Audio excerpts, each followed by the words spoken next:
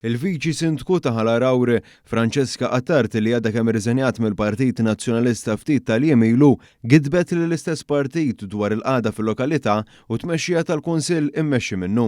F'kitba fuq il-midja soċjali Attart qalet li kliema dwar siti storiċi fil-lokal iddawwar u ġie interpretat għal skop partiġjan mill-esponenti tal-Partit Nazzjonalista biex iqarra u jgħawweġ il-verità.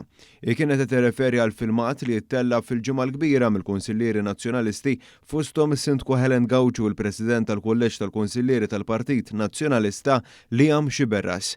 Il-Viċi Sindku sostniet li fl-ebda mument ma qalet kif ingħad mill-Partit Nazzjonalista li l-għaqda mhux governattiva Don Bosco mhix serja u ma tħallix ġid fil-komunitajiet, iżda bil-kontra temmen bisħieħ li din l-għaqda tħalli ħafna frott f'pajjiżna.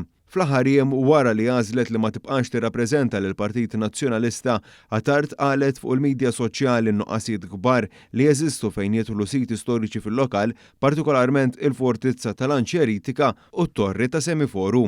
Spjegant kif il-binja nkriet għal 5 snin mingħand l-Awtorità tal-Artijiet iżda l-Kunsill krea lill-NGO għal 15-il sena għal €750 fis-sena.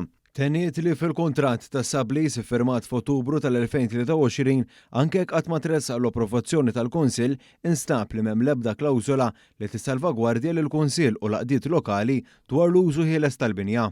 Jirriżulta li l-mozzjoni f'Novembru li għadda għall-emenda li tispeċifika id-dritt tal-aċċess ukoll għadha ma daħliġ fis-seħħ. Dwar it-torri storiku ta' Semiforu li nbena mill-Ingliżi, il-Viċi Sindku semmiet kif il-binja wkoll qed tiġi okkupata legalment minn individwu mingħajr l-approvazzjoni tal-Kunsill kollu, imma jidher li fuq dan il-fatt ma sar l-ebda aċċenn waqt il-filmat imsemmi.